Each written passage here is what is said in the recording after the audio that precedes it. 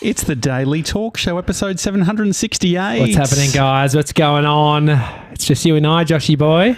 Feels like the old days. I know. Everyone's left us. Everyone's having a little holiday except us. Yeah, 97 is currently with Grace. Yeah. Happy baby. What do we say? Baby's happy. Yeah. I'm fucking ropeable today. Why? For no real reason. There's so much to be happy about. Yeah, it's a quietish week based on the boys being away. Our young man, Mr. 97's found love. Yeah. What's up? Well, I wrote a list. So, some people put together gratitude lists. Well, we do blame Mondays here at the Daily Talk Show. Who are you? What do you got to blame? What do you want to? Well, I'll start off. The most annoying thing to happen was at 8:45 a.m. Yeah, I decided to trim my sideburns. Your sideburns.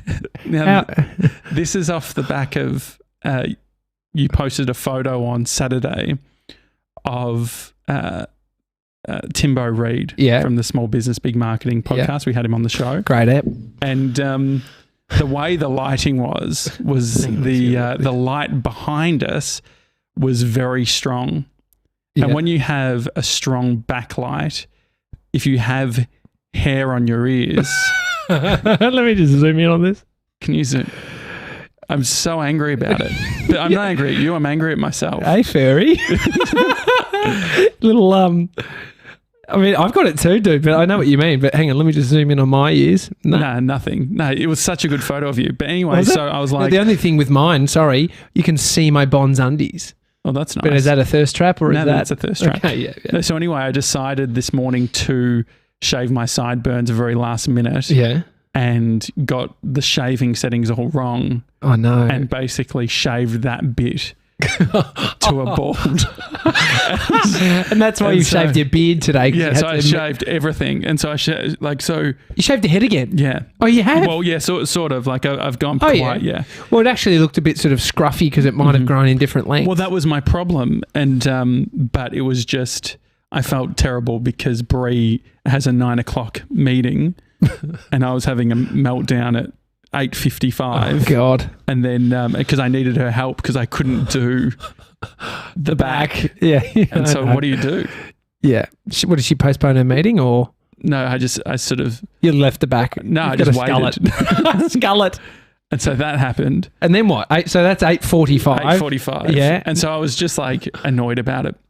And then I was walking into the office. Yeah. And I saw Audio Technica liked the video that we did. Oh, that's great. So we did a video for Audio Technica. I was a little bit upset last week because of Sev's not explaining the whole situation when we were going to film it. We filmed it on Friday or Thursday, edited it all up. No correlation between his week off this week and the blow up last week. A lot of work. And so anyway, I was like, as I was walking, I was like, this is so good, Audio Technica, like they like it. And then I thought about it. I'm like, they're going to email Mason back and they'll be like, thank you so much. What's the chances? This is me getting annoyed based on me not knowing the answer. What's the chance that he hasn't put an autoresponder on his email? The biggest, 100% chance. Yeah. Hang on. Can you email Mason at bigmediacompany.com right now? You've just given his email. That's fine. If he got some email and then responded, that would be a win. Hi, I've just written hi. This is coming from my personal one. And if Mason is listening right now, don't you dare just respond back pretending to be an autoresponder because we know that it will be. It's instant. Should be instant, and I've received nothing. He wouldn't think that. The guy who doesn't send email isn't thinking of an responder. And so the other thing that happened... So we're at about, 9:00? Well, so now I'm going to go back to Sunday. So last night... And so last night I did an Insta post celebrating our biggest week ever. Yeah. I mean, I looked at that and I immediately thought it was you celebrating the month before it's even finished and we've still got 10 days. And I was like, wow. But then I worked out it was a week. And then what you'd said is we've had our biggest week of downloads ever, which I just had a look at some numbers. Yeah. and it took us to get what we got last week. It took us nearly 7 months from starting the podcast to getting that many downloads. And so, which I thought was quite nice. We haven't celebrated a week before, or I think we've only done it once before. And the risk that I was taking last night was, so our biggest week ever. So in a month, we get around 75,000 downloads for the month. That's IAB 2.0 compliant if you're playing at home. Yeah. Do you want to go into that? No, we'll leave that. And so we on a good, so our record week of downloads was 19,600 and something, right? And so what I realized was that normally on a Sunday, it ticks over to be the biggest, like, so that happened in May, like May 5th. We had the biggest week ever. Yeah.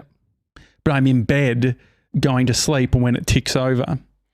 And so when I looked at it at 7 p.m. Last night, we were at 19,300 and something. Okay, yeah.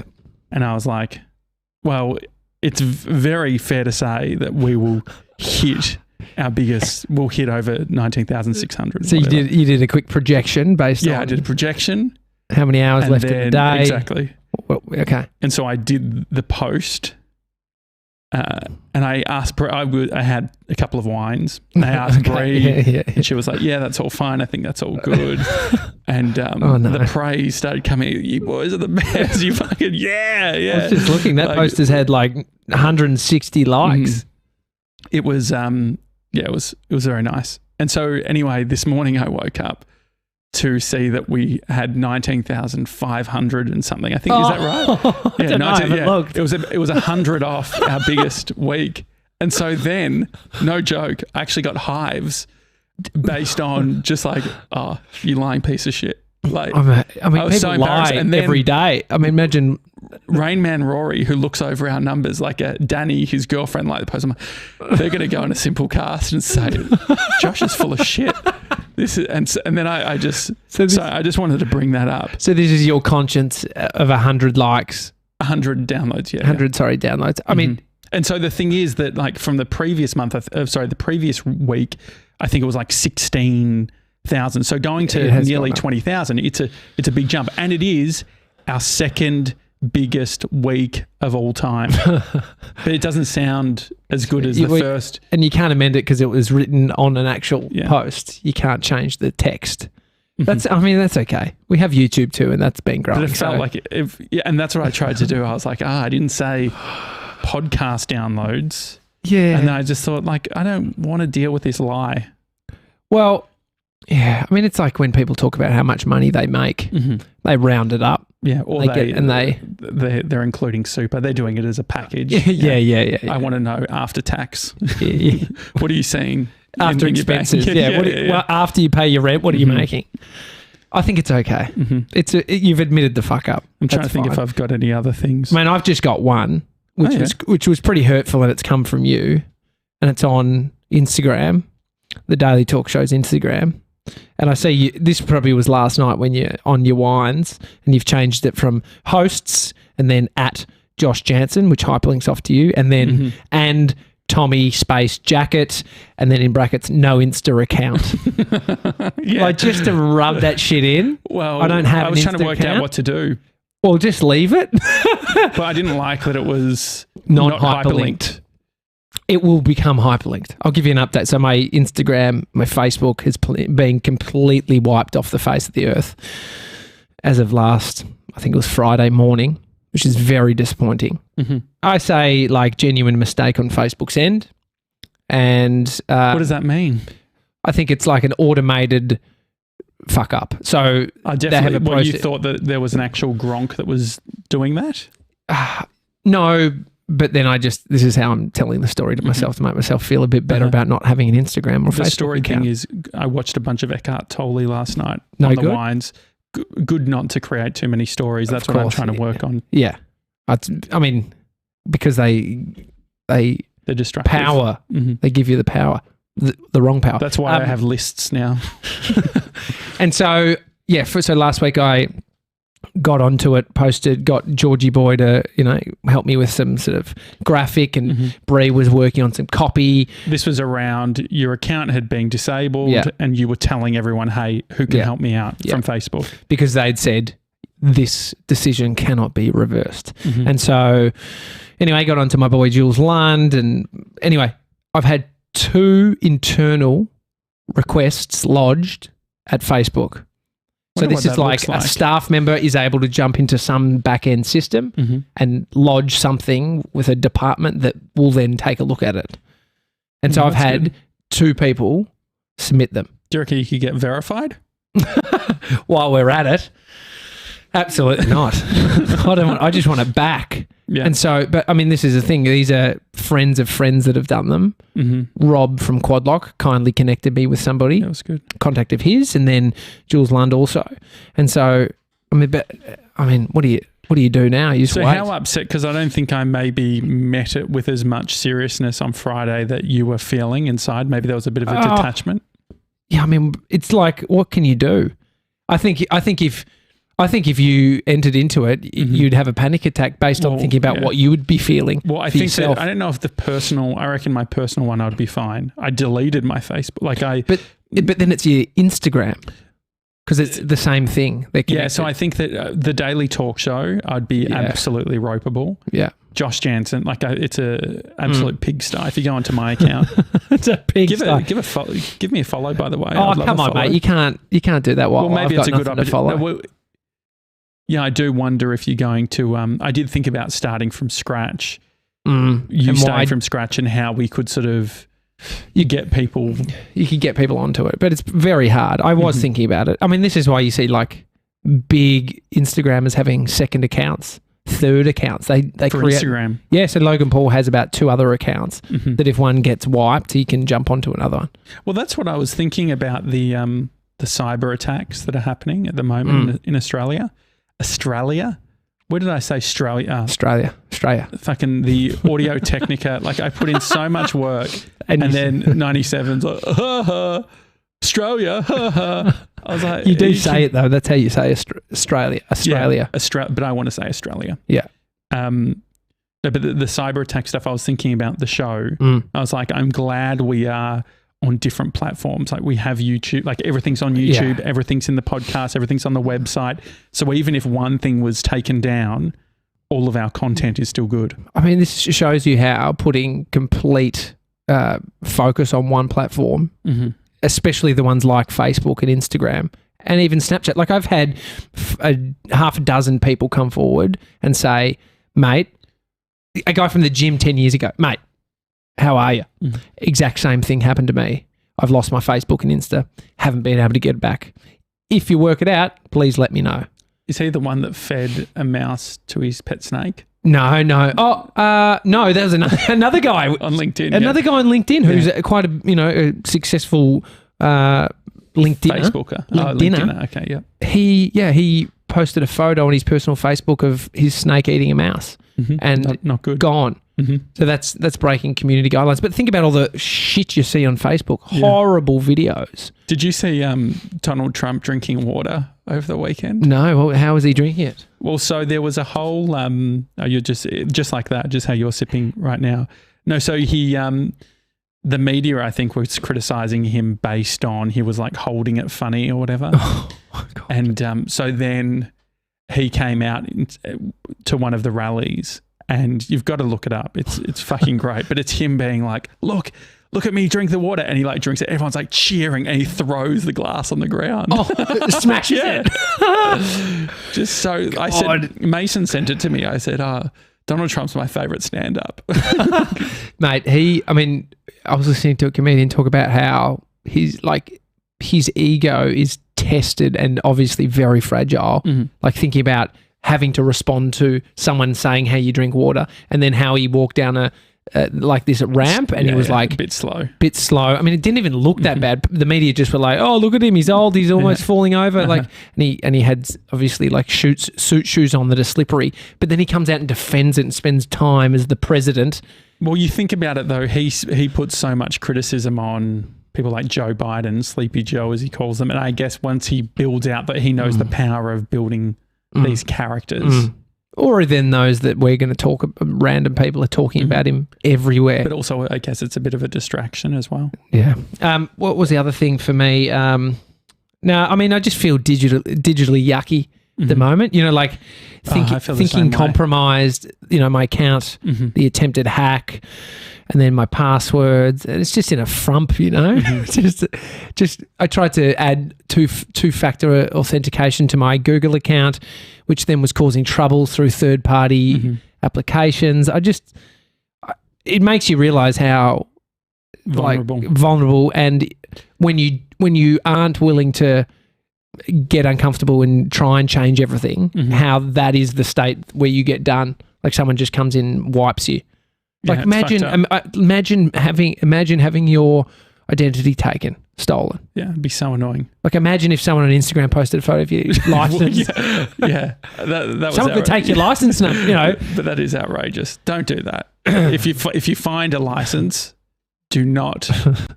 Sam Cav, I'm talking about you. If you find someone's license, don't put a photo up on your Instagram because it has their address and it's got their license number. Yeah, which is how you can end up. You know, that's used for a heap of verification things like Upbank. I've got 3 credit cards. Through Carolyn. My God, I got sent in, I think it was in our Instagram, it wasn't to me, it was to us, an episode of this podcast that was talking about a girl who had her Snapchat hacked. And so she had like an OG username, Lizard, Snapchat username Lizard, which would be huge. Good. Like if you had that on Instagram, it's huge. Reese Mitchell has an OG username, Drip Coffee. That's right. My friend had Aloha. That's she sold it for $5,000 and a surfboard, which is illegal. Yeah, well, beyond terms and conditions. But there's a website, it's all a part of the dark web, OG usernames. And so anyway, it does this deep dive. I'm going to put it into somewhere. I'll put it into Discord. I just want to spread this. What is it? Hang on, I got to find it. We got sent it on the weekend. Was it from Ruru? No, it was from a guy who was just saying, you need to watch this. It's all sort of relating to what happened to me. Fuck, I don't know where it is. Anyway, this girl got a Snapchat hacked, and then they investigated. They went down this rabbit hole, found like these young kids who are making shitloads of money hacking accounts, selling usernames on the dark web, like very smart. They had a Discord where they got a Discord. Good on them. Where like Patreon. They hacked Logan Paul's Twitter and then posted on his Twitter the Discord username and said jump in, and that was like flooded with people, and it's just a really good rabbit hole of like how vulnerable you can be, like how they're doing these hacks. How do we? So I remember maybe a year and a half ago, I went down that digital minimalism thing. You know, I talked about retiring from social media. Well, you just left. Is it a time to relook at all this stuff? Maybe a time to. I don't think you don't need to necessarily get off, but if you're just on one platform, I don't even post that much on Instagram anymore. It's all helpful. I mean, it's all helpful for the show. It's all helpful. I posted something yesterday about our first 2-star review. What time was this? Because it didn't make the list, but I feel like it was almost the catalyst for you starting to drink last night and also the list that came out Well, it was also the last, so today being Monday in Victoria, like gyms and stuff are opening. So it was a lot of people's last... Hurrah. But also they've gone backwards in Victoria. They're not, so they're continuing. So max of 20 instead of 50 or... Yeah, they were going to open a bunch more stuff up that were already open, but they're going to keep it at what it was and then open things like gyms. And so, it's interesting. You talked last week about like a second wave of coronavirus hitting, which you can see why. On the weekend, there was so many people out. I got my hair cut. Looks great, by the way. Thanks, Sideburns done well. Thanks, mate. And you keep a lot of length on the top. Yeah, I asked him to, because I thought it just goes back a bit. Otherwise, I'm just back at grade 6 when I just had a few little spiky bits at the front, gelled up. That looks great. Now just go a bit more fashionable. So many people out, and I was like, no wonder. Mm-hmm. No wonder this shit's happening. Yeah. But you posted about a review. Would you say it's negative? Wasn't it? No, I don't. So this is what's hard. It was a nice review. It's 2 stars. But this is the thing. I think that the message is fine. Everything is fine. I think that what annoys me is when people misuse the star system. I feel like based on that should have been a 4-star. You reckon? So read out the review. Okay. So this is from a username, Alexandra K89. Mm-hmm. 2 stars. Good banter, but fatter phobic at times. Fat phobic, isn't it? Or fatter? Sorry, fat phobic. Uh-huh. I enjoy listening to the show Mm-hmm. and the Gronk guests, but it's becoming increasingly apparent that the guys are fat phobic. Was it Fat Fridays that did it? And that's hurtful to listen to as a bigger person. Mm-hmm. Sure. Do you want to read? So, yeah, I think you eloquently outlined your thinking here. And now you're going to butcher it by reading it out. Absolutely. So Josh has said, because I can't be bothered talking about this on the show, I'll write it here. That's what I said. That's what you said. Mm-hmm. Your experience versus the experience of others. I've spoken about my struggles with weight extensively on the Daily Talk Show. When I was 12 years old, I was counting points with Weight Watchers. When I was 7 years old, I remember the shame of being on the classroom weight tree, where our names were placed on the tree according to our weight. Yes, I have fat phobia. I've spent my whole life fretting my relationship with food. I am angry with myself and the weight I've gained during these past few months. Is it productive? No. Is it destructive? Probably. Will the feeling I have about myself trigger others? It seems so. If I've learned anything over the past few years, it's to listen. But I can't hold your shame when it comes to weight. I have enough of my own. There's a certain level of irony with this review. Over 20 years of worrying about my weight, and after 750 episodes, that stands out to them. Yeah. Does that make sense? So, I just feel like, for me, there's something ironic in how much I think and care about my weight and how much it's been part of my identity. And maybe I project, maybe through talking about it, or clearly I think that has then led to someone writing a review. I think that of course, yeah. I mean, I think you are projecting what you're going through, and then people are reacting with a spin of what they're experiencing. So my reaction to your projection has been negative in the past, and I think I've had to do a piece of work around me empathizing with you and your relationship with what's going on, and then me as a friend to you, how you feel. And at times I haven't had the patience, or I haven't had the empathy to deal with it. And it's resulted in us having fights about it. And so it's like, that's one version. So then there's the other side of the empathetic in terms of someone being able to relate to the shame that you're feeling or experiencing, but then how they're reacting to someone else having a similar version of that reaction. So it's like exactly what you've said, right? Well, I think that part of it is what they're asking of me, because I understand, I empathize and I understand, and I think that they're right in what they're saying. I think that a review, I think that it would have been nice too, if you're a listener of the show, if you're a regular listener, if you've listened to the 600 plus hours of podcasts that we've done. Those said Gronk guests, which is very, Well, I just feel like just send an email. Let's have a conversation, because I think that the calling it, labeling it and simplifying it, I think is the annoying bit, because you're not listening now? Is that the if if you give something 2 stars, it's like, I don't know. But anyway, but can you be fat phobic as somebody who's experienced it and still battles with it? Well, I think that what they're asking from me, and maybe I'm wrong, but it's to reconcile the fat phobia that I have what they're saying. And I saw a comment as well from someone saying, how do you do it so you're not projecting that onto other people?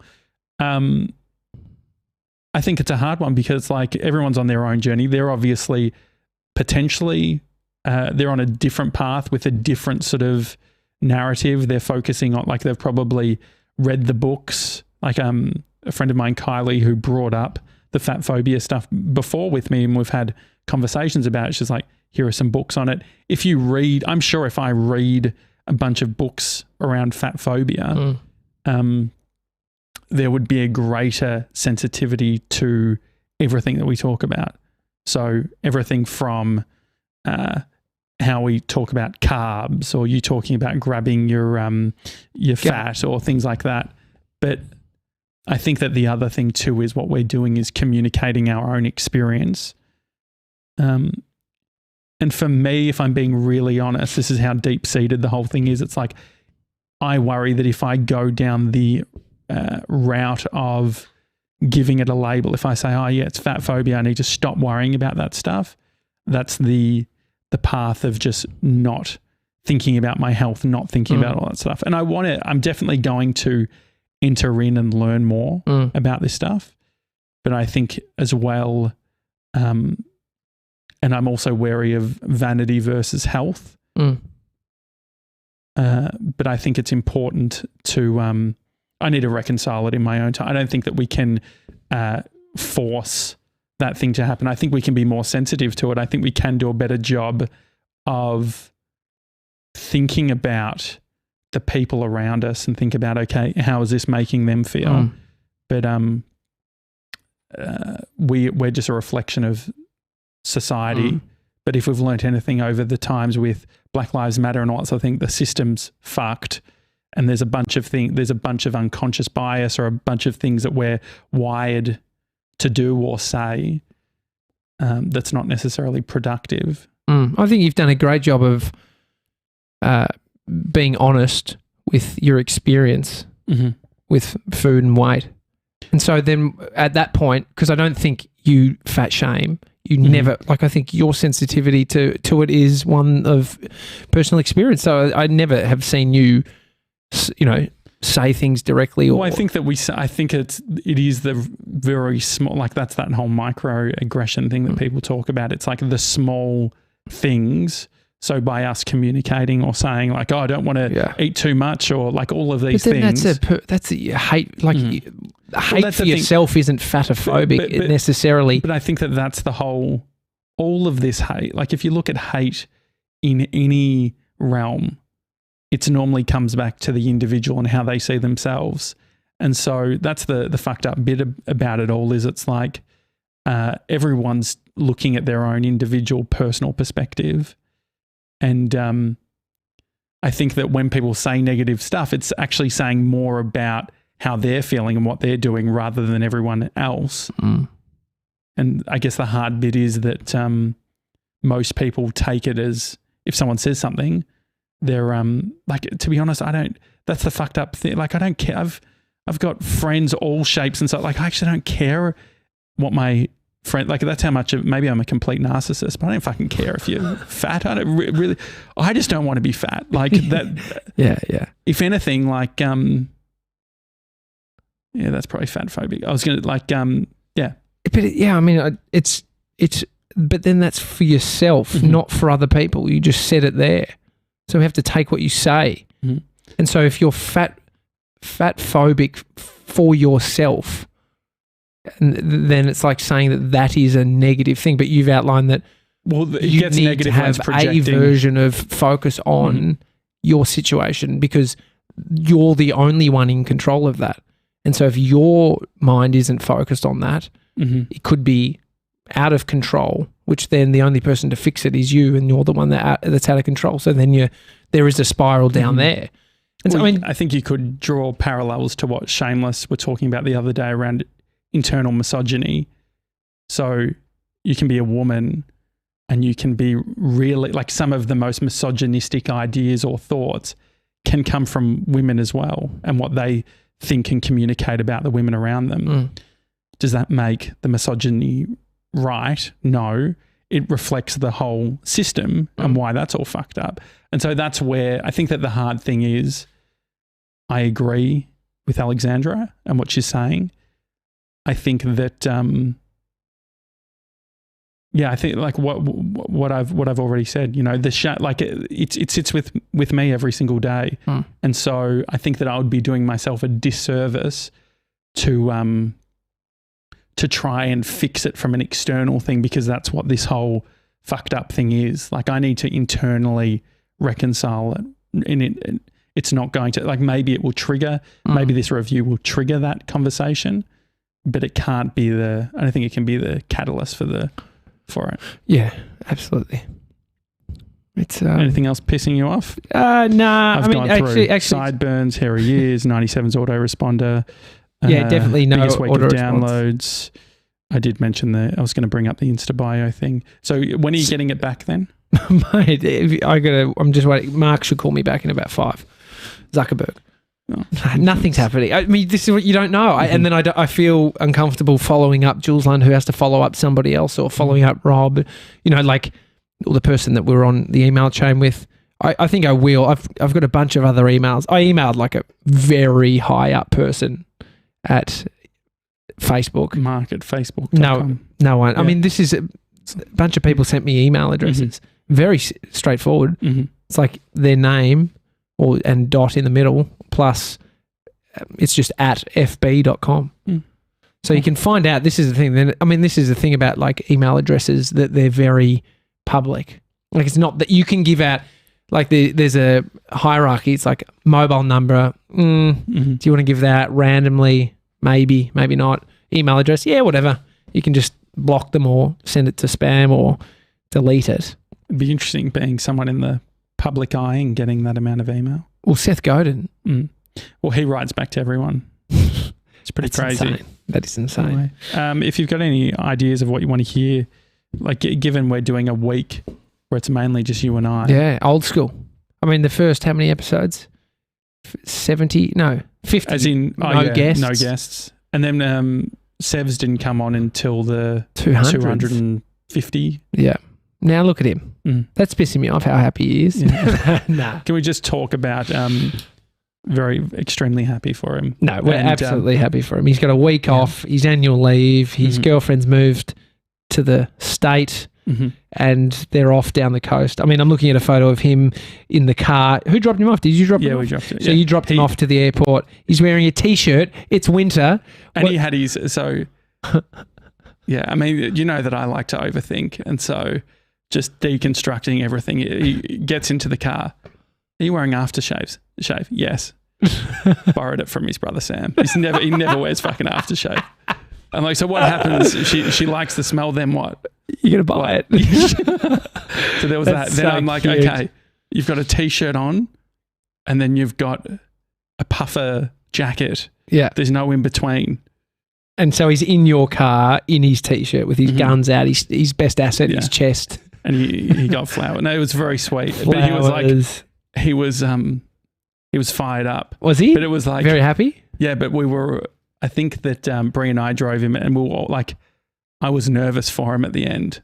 I mean, I looked at a photo of him standing there, which Grace posted, and it's him with the flowers. And I felt the feeling of what he might have been feeling in that moment. I was like, oh, nervous, thinking about going off to a first date. But this is, wow.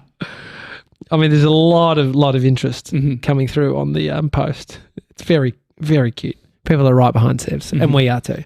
Hopefully, I just hope he doesn't fuck up the relationship with Rod from Blair Gowrie. He needs to post a lot. Does Sevs, he? Sevs said, "Oh, like Rod's so nice. He's so easy." Like, but just make sure you over deliver. Just post a bunch of photos. Did you see?